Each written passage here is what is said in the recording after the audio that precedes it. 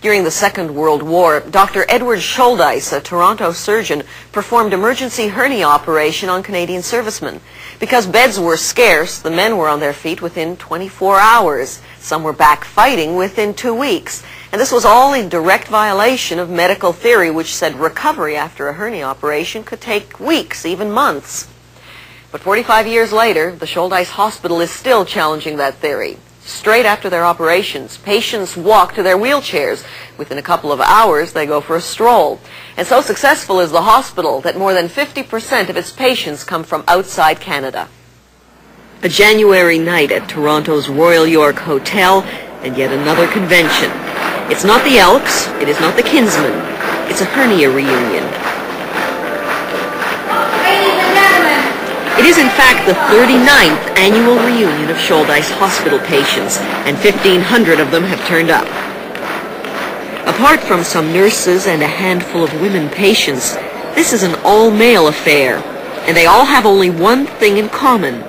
They had their hernias fixed at Shouldice. The demand for tickets is so great there's no room for wives. The ladies may, however, sit uncomfortably in the balcony and watch their husbands eat and swap hernia operation stories. One of the first things you notice about Shouldice is that it seems more like a country club than a hospital. Set in 135 rolling acres, it's built around a large country mansion once owned by a newspaper magnate.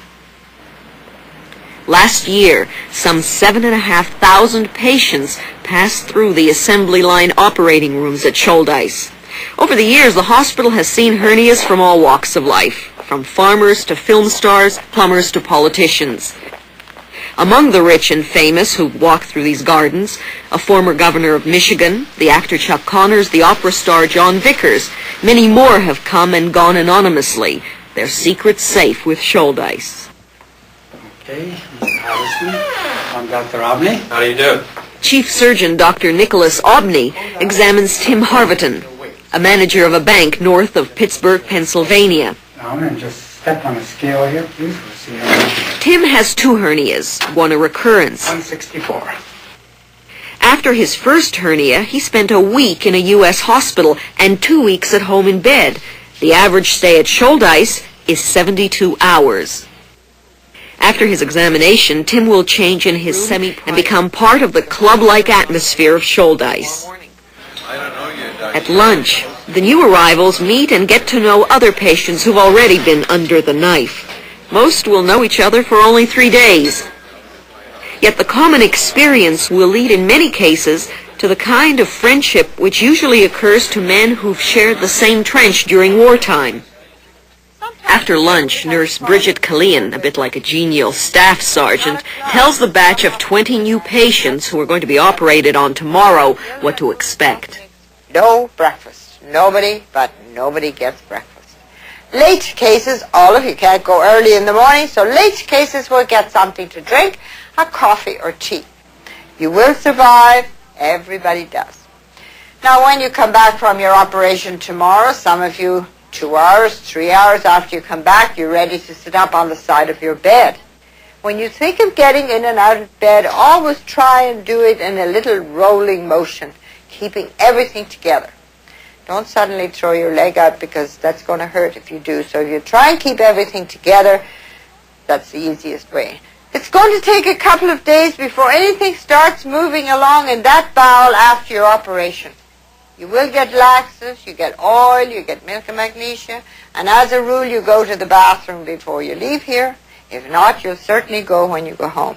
You are going to go again, folks. You may think you're never going to go, but you are going to go again. I can assure you it will happen. Dinner is a little more subdued than lunch. Nobody here is really ill. A hernia is hardly a life-threatening affliction. It's usually a source of amusement for those who don't have one. But the knowledge that one's stomach muscles are going to be sliced open tomorrow tends to concentrate the mind. Morning, John. Tim's operation is early in the morning. He soon discovers there really is a hospital somewhere in the basement of Shouldice. This first operation is to repair the hernia that happened 8 years ago. It's an inguinal hernia caused by a tear in the abdominal wall in the groin area. Suffered mainly by men, they can occur in a variety of ways, from a sudden sneeze to helping a friend lift a piano up a flight of stairs. It's a particularly weak spot in men because that's where the cord to the testicle passes through the abdominal wall. Wire is very tricky suture material to handle. If you kink it, it breaks. Fixing up other surgeons' work is a familiar procedure at Shouldice, and it's here that the difference between the Shouldice technique and that used elsewhere becomes apparent.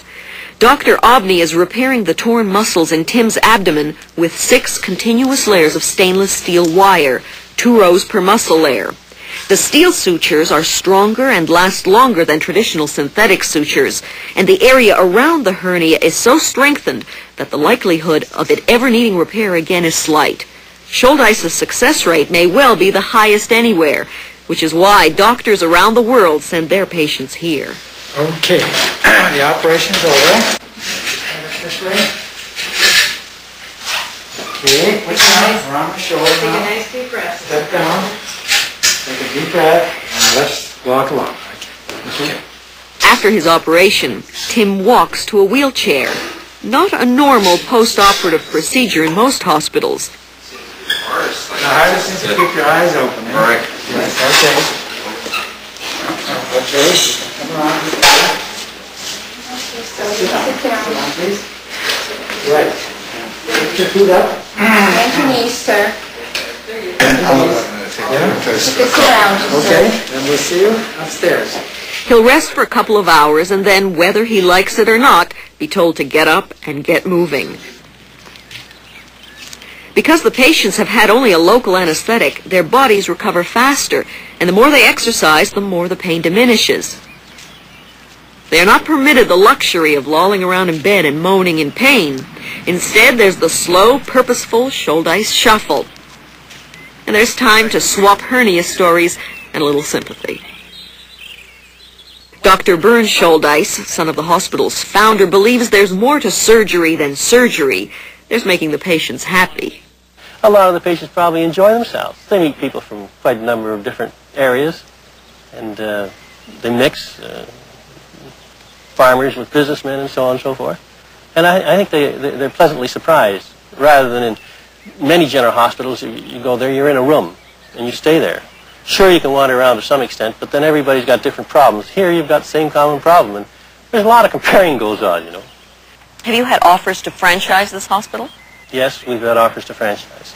And no, we've said no continually, and it's, I don't like to use the commercial term, but it's quality control.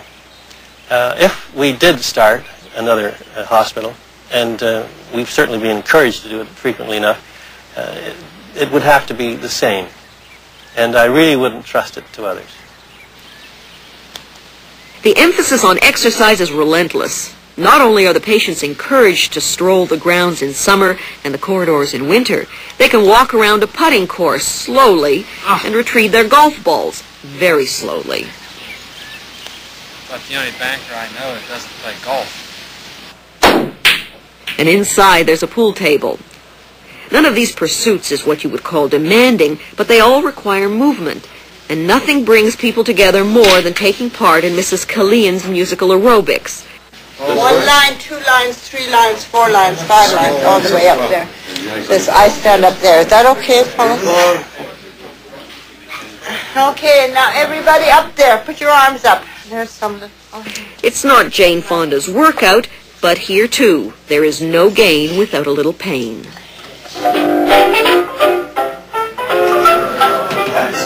Or the girls. Okay, put your hands by your side. As you raise your arms, take a big, deep breath through your nose, right to the bottom of your lungs. Big, deep breath. And out through your mouth. Big, deep breath. Let me hear you breathe. And on his 3rd day at Shouldice, Tim Harverton has his 2nd operation. A kind of special day for Dr. Obney. How many of these operations have you done, Dr. Obney? I completed my 30,000 yesterday. Yesterday? Yes, 30,000. A milestone. 30,000 in how many years? In about 39 and a half. Does that make you better or bored? No, I'm never bored. Every case is different. I guess that's not the good question to ask in front of you. I'm sorry, Tim. That's the important thing, not to be bored. Because every case is different. There's enough variety to keep you on your toes all the time. Within 40 minutes, the operation is over.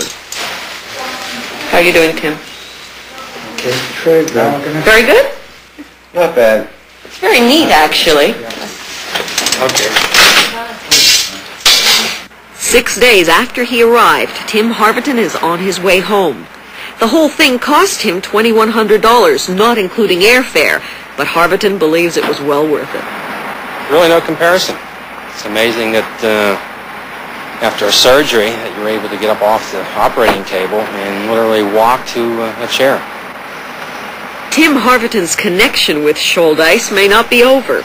Next year, he'll be eligible for the annual reunion